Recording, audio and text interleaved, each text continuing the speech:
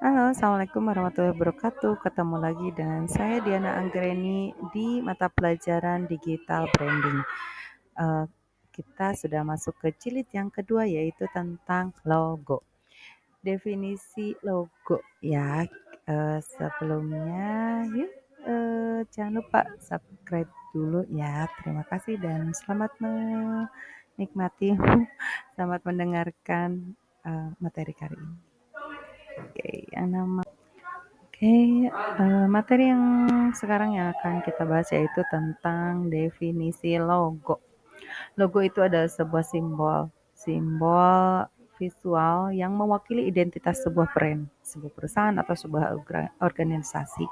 Logo itu merupakan elemen yang sangat penting dalam branding yang membantu membangun reputasi dan memudahkan pengingat untuk konsumen.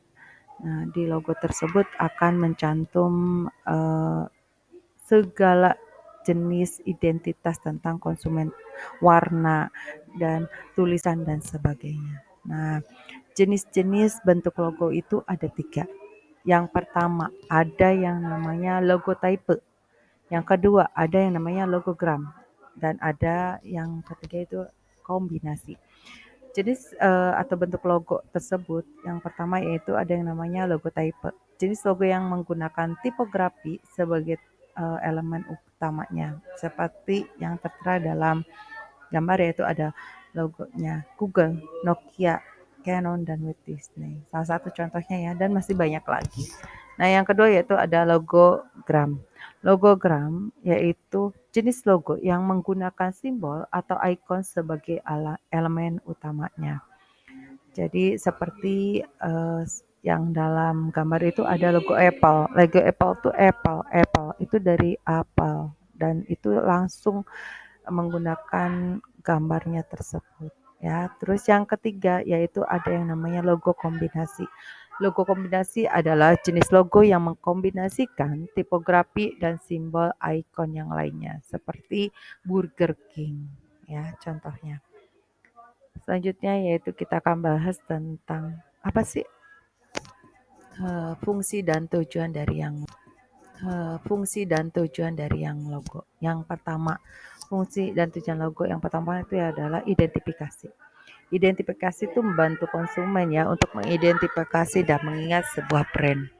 Di identifikasi tersebut membantu banyak mengetahui contoh-contoh identifikasi atau contoh ciri dari produk tersebut. Yang kedua adalah diferensiasi. Ini membedakan brand dari pesaing dan menciptakan dari keunikan dari logo tersebut. Yang ketiga yaitu komunikasi. Komunikasi itu menyampaikan pesan, nilai, dan kepribadian brand secara visual. Fungsi dan tujuan logo yang keempat yaitu kepercayaan. Kepercayaannya ini yaitu membangun kepercayaan dan kredibilitas brand di mata konsumen. Selanjutnya kita akan bahas tentang pentingnya pemilihan logo. Pentingnya pemilihan logo, uh, pemilihan desain logo yang uh, pentingnya pemilihan logo yang pertama yaitu keunikan ya. Kalau misalnya kita mau memilih logo yang tepat itu salah satunya itu unik. Kenapa unik? Uniknya itu biar orang tuh ingat eh, yang berbeda dari logo kita tuh apa ya. Uniknya itu misalnya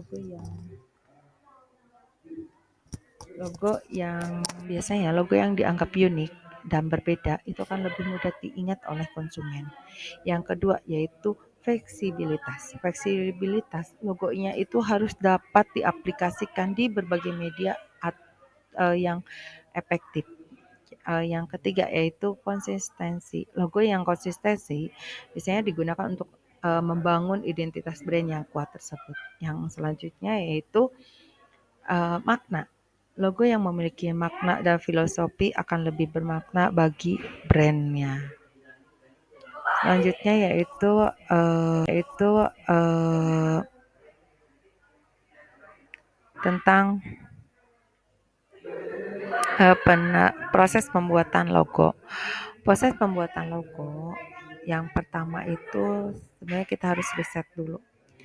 Risetnya itu kita harus benar-benar memahami brand dan target yang akan kita hadapi itu yang kayak gimana. Dan kompetitornya itu pesaing kitanya juga harus tahu pesaing kitanya itu seperti apa.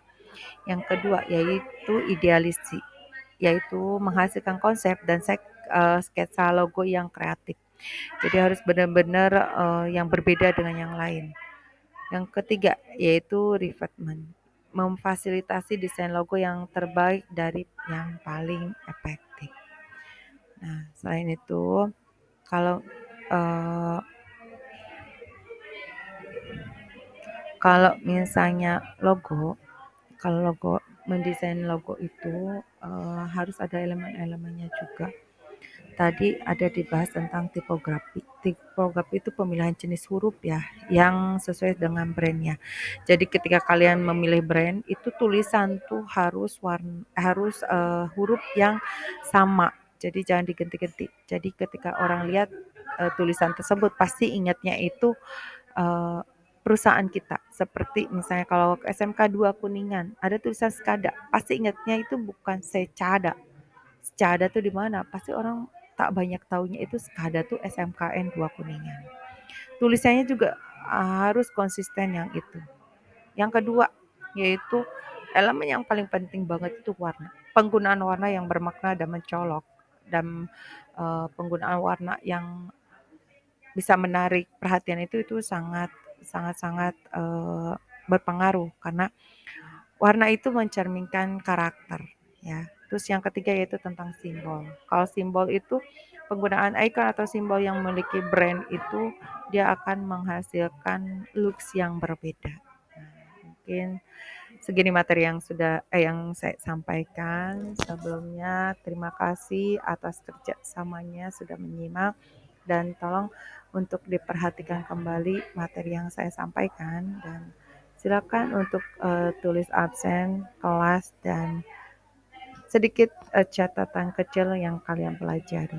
Oke, terima kasih ya atas kerjasamanya. Thanks for watching dan bye bye. Assalamualaikum warahmatullahi wabarakatuh.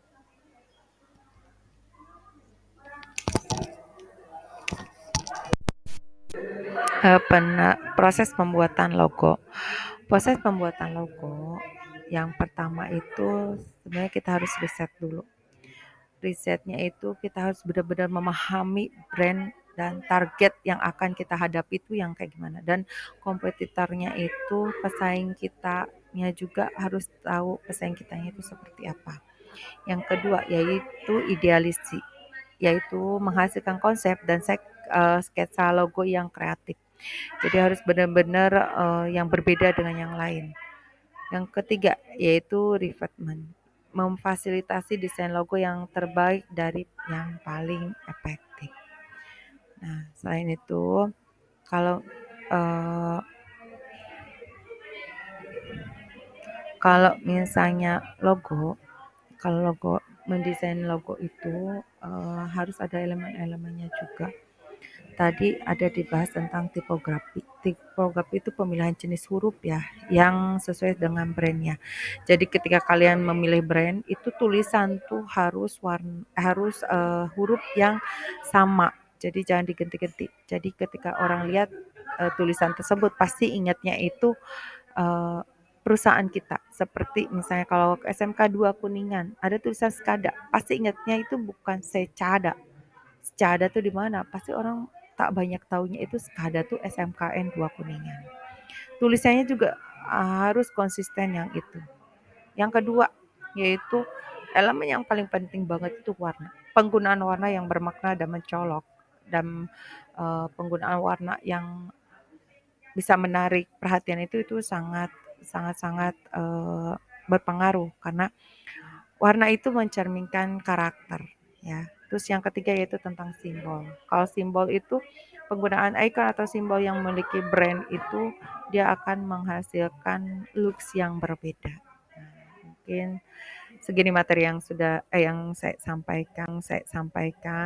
Sebelumnya terima kasih atas kerjasamanya sudah menyimak dan tolong untuk diperhatikan kembali materi yang saya sampaikan dan silakan untuk tulis absen kelas dan sedikit catatan kecil yang kalian pelajari. Oke, terima kasih ya atas kerjasamanya. Thanks for watching dan bye bye. Assalamualaikum warahmatullahi wabarakatuh.